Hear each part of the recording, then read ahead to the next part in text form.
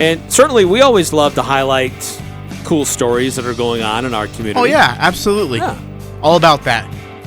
And we heard of one happening today, and it is a really cool organization that connects special needs kids with sporting opportunities, those that are involved in sports.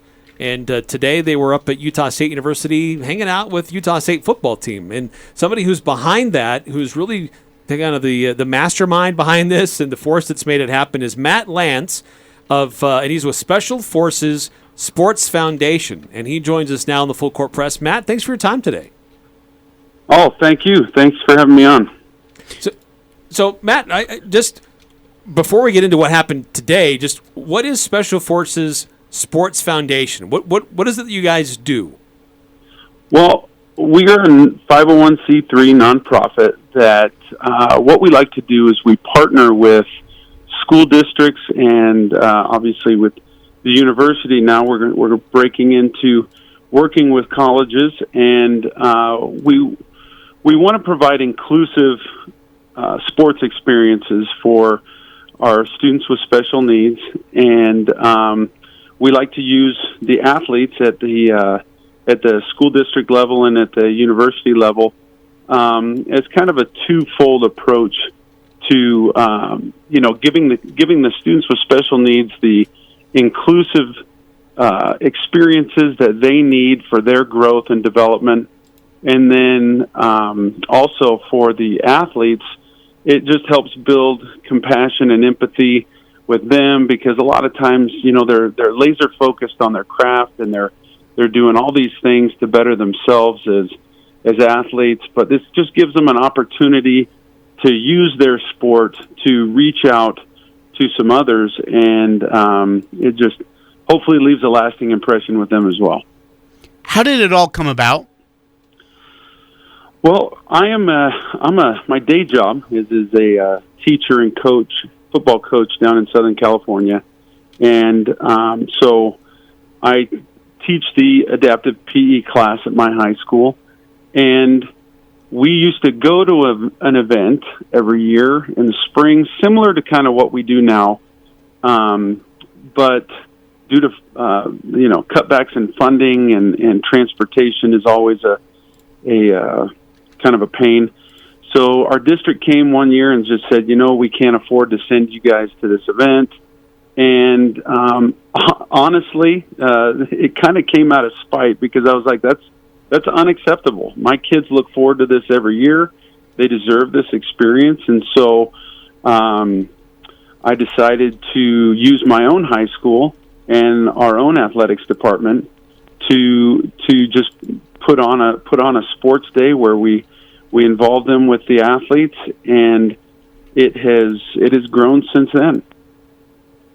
So you take the opportunity to get these kids interesting and fun opportunities to interact with others in your community. So what took place today up at Utah State with the football program? Well, this involved the football program was one of the programs, but we had the volleyball team, the men's tennis team, soccer.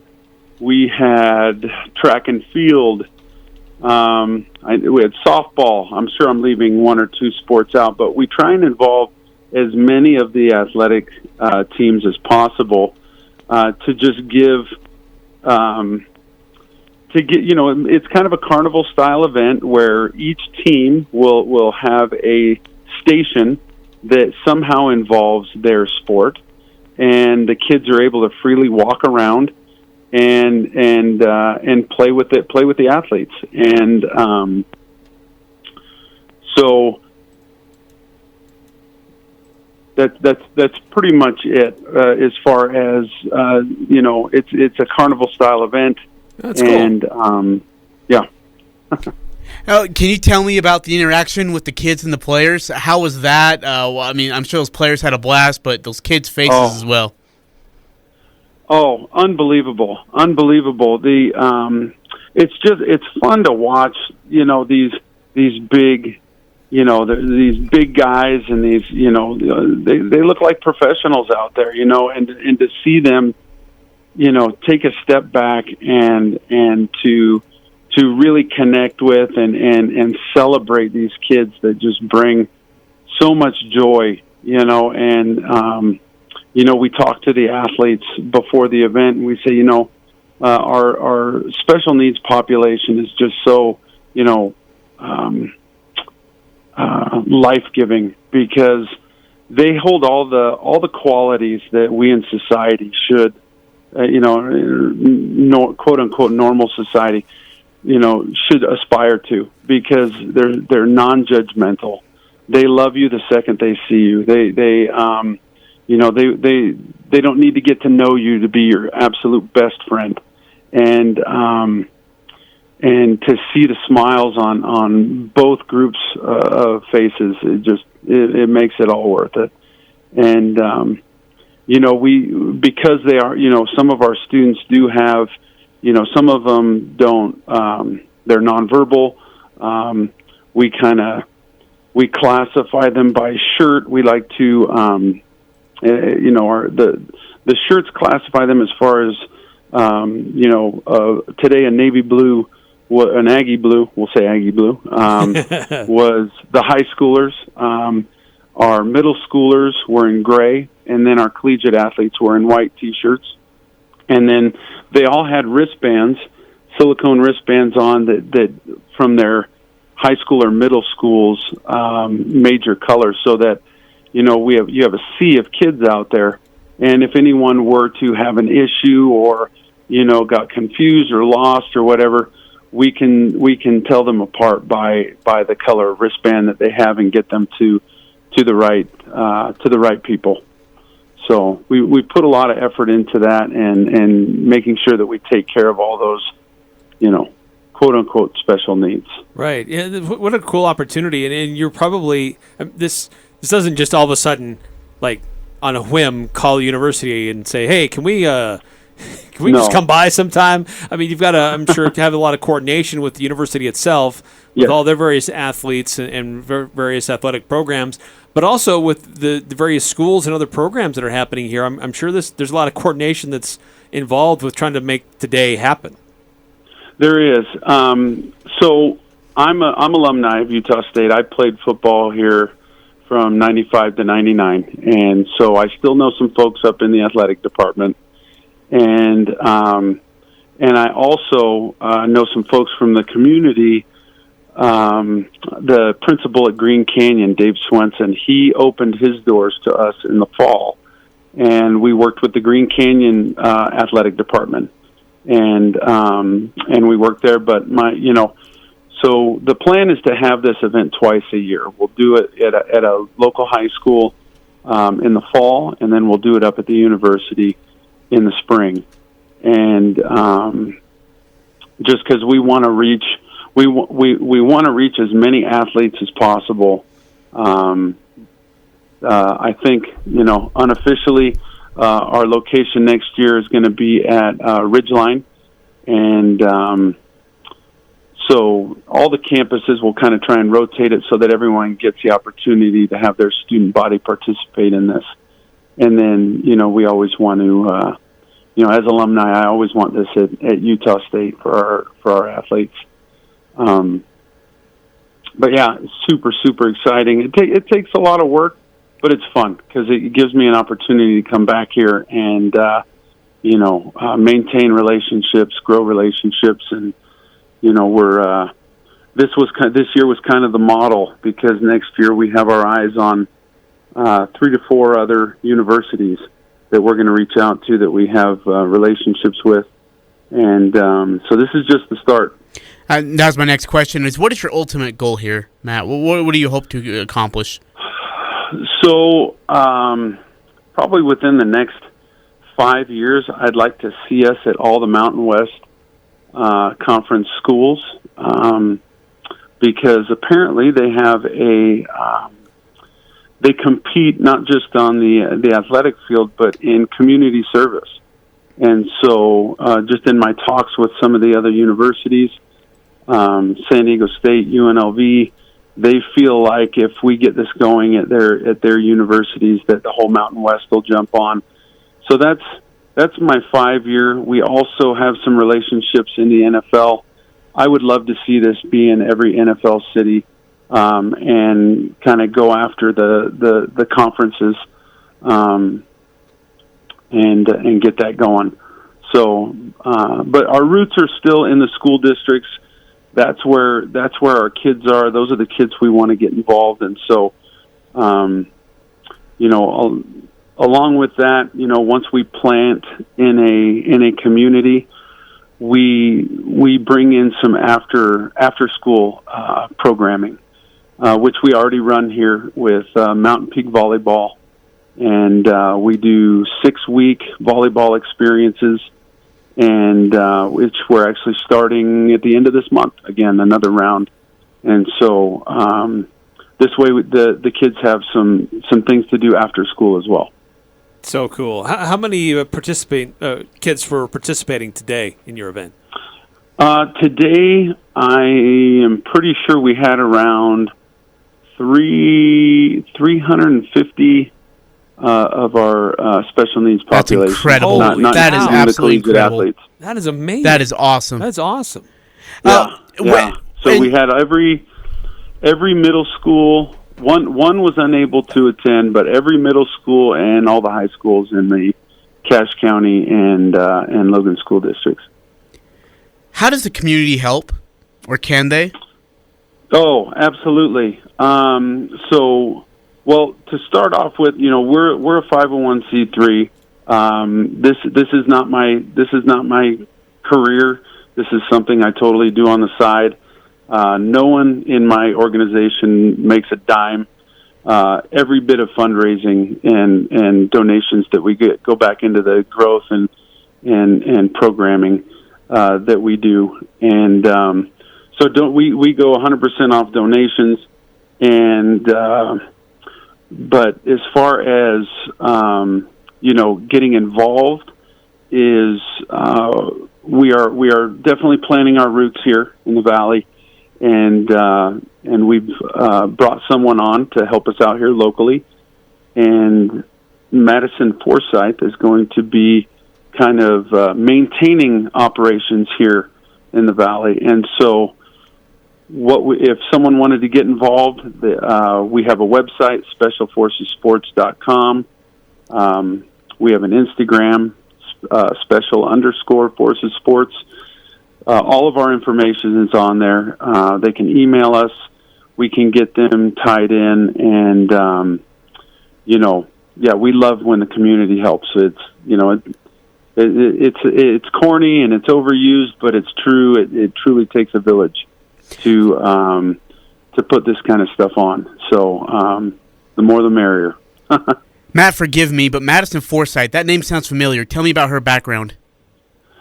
Well, her background, she is a teacher, elementary teacher here in the district, and she married another, the best humans on the planet are offensive linemen. And so she married an offensive lineman, Dalton Forsyth. That's why. Who is a entrepreneur business owner here in town, and they as a family, I should give Dalton his due credit too. They've been amazing in joining up with us, and couldn't be happier with that relationship, and I really think they're going to help us take it to the next level in this area. Matt, last question for me. Just in the name of the organization, Special Forces Sports Foundation seems to imply maybe a military connection. Is there one, or is that just a coincidence? It's a coincidence. So being a football guy, I started teaching. I should preface, I'm a PE teacher and a football coach, and this assignment at working with our adaptive PE class was really just handed to me about 7-8 years ago. And so you hear these things, special needs, and it's like, that sounds, my toxic masculinity it sounds a little soft. So we're a force. We're a special force. We're a force to be reckoned with. And that's kind of how it came about. Now, I am a fan of our military and everything that they do, and I love that connotation comes out. Yeah, we. Well, I should say one of our board members is a former Marine, and I guess they're never former. They're once a Marine, always a Marine. But that's how it comes out. We have a tagline that says "We're a force to be reckoned with." That is cool. What's the lesson, and what can people learn about these wonderful special needs kids? That the message from you to the community, to our listeners, about these special needs kids and what you've been able to see in them. I think what it is that for a long time, our special needs population has been grossly underserved, and they need these opportunities to grow and to develop. And the more inclusive opportunities they have, the better for them. And really, the sky's the limit. You know, when we talk about things like, you know, the autism spectrum, it's truly a spectrum, and there's abilities at all ages and ranges, and you know, we haven't even come close to tapping how much these kids can grow despite some you know, disabilities. And so, you know, just being able to come out and be a part of that growth in these young people's lives and giving them those opportunities, and you know, we want them to come in, and we want them to feel like they are just as important and just as valued as anyone else.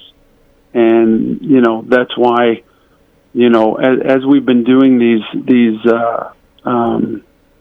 you know, after school programming, you know, we get them jerseys, and we put numbers on them. And, you know, we had a great story down in Southern California with one of our special needs athletes who he came to one of our events, our soccer events, for the first time. And honestly, he hadn't even signed up. His mom hadn't even signed him up yet. He just came out, and I grabbed him. He's in a wheelchair, and I just grabbed the wheelchair and ran him out onto the field and said, "Up, here we go. We're getting going," you know. And it was just kind of a beautiful moment that my wife got to witness. Was his mom, you know, kind of started tearing up and saying, "I never thought he would be able to be on a team." And so that kind of just supercharged our efforts, and, like, you know, that these kids deserve to feel that. And so, and the families, you know, these families go through a lot, and in learning about their child and what their child needs, and you know, if we can be a shining spot and something for them to look forward to, then that's what we want to do. Well, Matt, really cool stories, and appreciate you sharing them with us. Looks like you're a great organization, a great a program to connect kids with great opportunities that they may not normally be able to connect on their own. So really appreciate your time today and being able to come on with us on really short notice and sharing more about what's going on with Special Forces Sports Foundation. No, thank you. I really appreciate it and having me on. And it's a pleasure to come up here and work in the community again. I miss it up here. It's a great place. It's a great place, that's for sure. It is. It really is. Well, Matt, again, Matt Lance with Special Forces Sports Foundation. Really cool opportunity with hundreds of kids up hanging out with Utah State athletes today. It's awesome. Appreciate your time, and best of luck with more events in the future. Thanks, Matt. Thank you. Thank you very much.